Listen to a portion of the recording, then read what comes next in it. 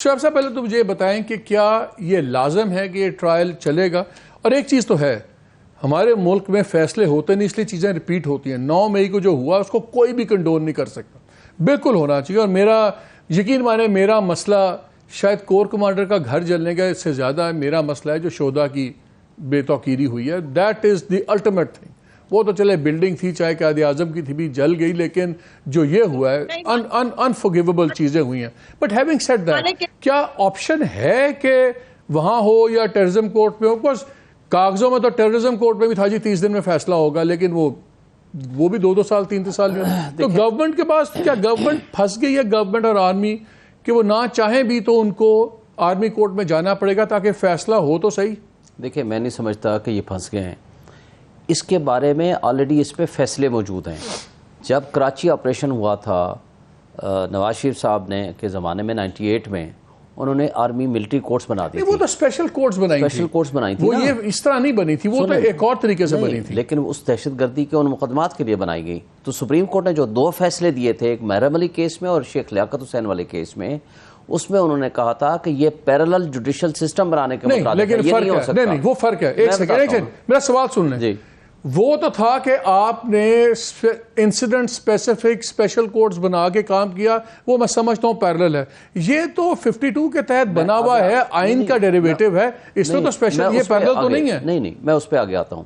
جب 2015 میں آپ نے دہشت گردوں کے خلاف پروسیڈنگز کرنی تھی under the military courts, under the army act, مجھے یہ بتائیں آپ کو آئین کی ترمیم کی کیوں ضرورت تھی؟ کیونکہ وہ ٹی ٹی پی کے لوگ، باقی لوگ جو آرمی کے اوپر اٹیک کر رہے تھے ان کو شہید کر رہے تھے، آرمی انسٹالیشن پہ اٹیک کر رہے تھے، اور پھر جب آئین میں ترمیم کی ضرورت پڑی، آپ کو یاد ہوگا رضا ربانی صاحب نے روتے ہوئے ووٹ دیا تھا اور نے کہا یہ امانت تو ہے پارٹی کی، ووٹ میں دے رہا ہوں لیکن یہ ان کانسٹیٹیوشنل میں کام کرنے لگا ہوں۔ یہ بیٹر پھر آئین کی نظر میں بتائیں، میں آئین کی نظر میں آپ کو جب ضرورت پڑی تھی for the purposes of special courts, آپ نے آئین میں ترمیم کی اور اس کے اندر sunset clause these are not special courts, these are regular courts جو ویسے بھی کورٹس تھی نا۔ نہیں وہ یہ کہہ رہے ہیں کہ یہ ویسے بھی ریگولرلی آپریٹ کر رہی ہوتی ہیں، فوج میں فیصلے کر رہی ہوتی ہیں۔ اب اس کے اندر جن لوگوں کے اوپر اٹریکٹ ہوتی ہیں پروویژنز، اور وہ 9 مئی والے شرپسندوں پہ اٹریکٹ ہوئی پروویژنز، انہوں نے کہا اس کے تحت وہ نہیں کورٹس میں جائیں گے۔ تو کوئی اسپیشل کورٹ نہیں بن رہا، کوئی اسپیشل لا نہیں بن رہا۔ دیکھیں اس وقت بھی آئین میں کیا فرق آیا؟ آئین میں یہ کہا گیا جو اسپیشل کورٹس آلریڈی بنی ہوئی ہیں، یعنی آرمی ایکٹ کا اطلاق کر دیا گیا، جو کہ آپ نہیں کر سکتے تھے ادروائز۔ آرمی ایکٹ کا اطلاق while amending the constitution for 2 years کر دیا گیا 21ویں ترمیم کے ذریعے۔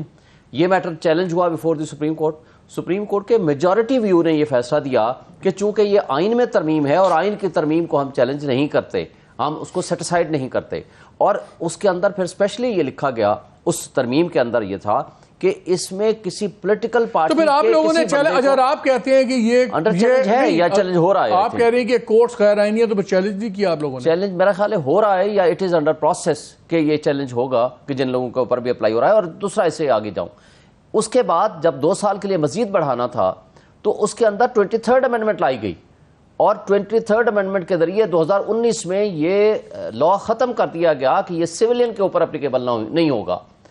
تو اس لیے میں نہیں سمجھتا کہ جب یہ میٹر چیلنج ہوگا before the high court and the supreme court کہ یہ میٹر ایز اٹ از رہ جائے کہ نہیں جناب آپ آرمی ایکٹ کا اطلاق کر دیں۔ اور دوسری بات مجھے بتائیں، آپ سے 1000 دفعہ ہم نے سب نے بات کر لی کہ جو 9 مئی کو واقعہ ہوا وہ غلط تھا، لیکن بات یہ ہے کہ اس کا آغاز کہاں سے ہوتا ہے؟ ایک ریاستی دہشت گردی ہوتی ہے، آپ ہائی کورٹ کے اوپر حملہ کرتے ہیں، وہ رینجرز آتے ہیں، بندے کو اٹھا کے لے جاتے ہیں، ہائی کورٹ نے کہا اس کے اوپر FIR کاٹیں، ابھی تک وہ FIR نہیں کٹی، وہ انسٹالیشن لے کر گئے، وہ جو CCTV فوٹیجز اور ساری انسٹالیشن تھی، ہائی کورٹ یہ میں اس میں بلیو اس لیے نہیں کرتا، میں آئیدر اور میں بلیو نہیں کرتا کہ کیونکہ اے کے اوپر کیس نہیں بنا تو بی پہ بھی نہ بناؤ۔ میں یہ نہیں کہہ رہا، دونوں بھی ہونا چاہیے، جو قانون توڑے۔ آپ کو میں وہ بات کر رہا ہوں کہ ماحول کس ماحول میں یہ کریٹ کیا گیا اور کیسے ہوا۔ ہر جگہ پہ دیکھیں یہ بھی دہشت گردی تھی جو کچھ ہوا، سپریم ہائی کورٹ نے خود کہا کہ FIR کاٹیں، وہ بھی دہشت گردی تھی جو کچھ ہوا، دہشت گردی کی دفعہ لگی ہوئی ہے، FIR آپ مانتے ہیں کہ 9 مئی کو دہشت گردی ہوئی؟ نہیں غلط تھا، دہشت گردی تھی نا، وہ بھی ایک کائنڈ آف دہشت گردی۔ اس میں تو آپ آگے نا، یہ تو آپ نے مان لیا نا۔ اور اس کے ساتھ میں اس سے آگے جاتا ہوں، دیکھیں اس میں تمیز کرنی چاہیے۔ ایک شخص ہے کہ پروٹیسٹ میں شامل ہے، آپ اس کو اٹھا لیتے ہیں کہ یہ بھی انوالو ہے، وہ تو فلٹر ہو جائیں گے نا۔ ایک شخص ہے جو غلط کام کر رہا ہے، وہ تو گورنمنٹ خود ہی فلٹر آؤٹ کر رہی ہے نا، وہ خود بھی کر رہے ہیں کہ کرنے والے نہیں کر رہے نا سر۔ فرق یہ ہے چلے میں باقی دوستوں کو بھی لے لوں. مجھے شعیب صاحب یہ بتائیں, یہ پٹتے رہتے تھے پی ایم ایل این والے کہ جی ججز نے آپ لوگوں کو بچایا ہوا ہے, سب کچھ دیکھ رہا ہے, اور بڑی دونوں سائڈ سے آرگومنٹ ہو سکتا ہے کہ ٹائمز ایکسیپشنل لگتا تھا, سپورٹ ہے. اب نظر آتا ہے کہ ججز لیٹ کے, سپریم کورٹ بھی ڈھیلی پڑ گئی ہے, آپ کو ہی پتہ ہے, مجھے ہی پتہ ہے, اب بس گوئنگ تھرو دا موشنز ہیں.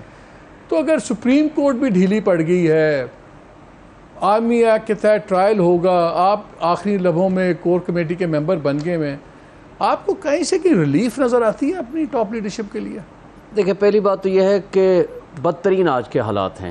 سپریم کورٹ یا عدالتیں ہمارے ساتھ نہیں کھڑی تھی, وہ آئین اور قانون کے ساتھ کھڑی تھی. میں کہتا ہوں سپریم اب نہیں ہے, اور آج بھی کھڑی ہیں, آج بھی میں توقع رکھتا ہوں, کیونکہ انہوں نے 14 مئی کے فیصلہ جو 4-4 والا فیصلہ تھا اس کو سیٹیسفائڈ نہیں کیا, نہ اس کو ریویو کیا.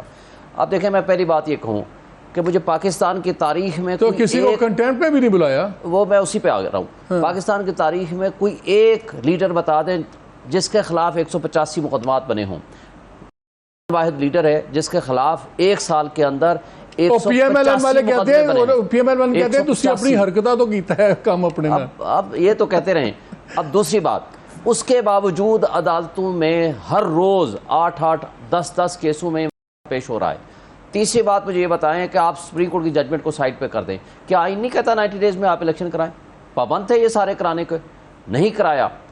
سپریم کورٹ نے پہلا فیصلہ نہیں, وہ ٹھیک ہے, وہ سب کچھ ہو گیا, سب کچھ ہو گیا. مجھے بتائیں, آپ کو کہیں سے بھی بریک نظر آتی ہے کہ آئی تھنک کہ رائٹنگ از آن دا وال؟ مجھے تو رائٹنگ آن دا وال نظر آ رہی ہے کہ ٹرائل چلے گا, سزا ہوگی, اور پھر اس کے بعد الیکشنز کے فیصلے ہوں گے. کیا آپ کو آرمی کورٹ سے بچتے نظر آ رہے ہیں کہ نہیں؟ مجھے لگتا ہے کہ آرمی ایکٹ, اچھا 9 مئی کو ایک بندہ کسٹڈی میں ہے. سر چھوڑ دیں, میرے سوال کا جواب دیں, پھر میں نے دعا کی. آپ کو کیا ان کا ٹرائل وہاں سے مجھے نظر نہیں آ رہا.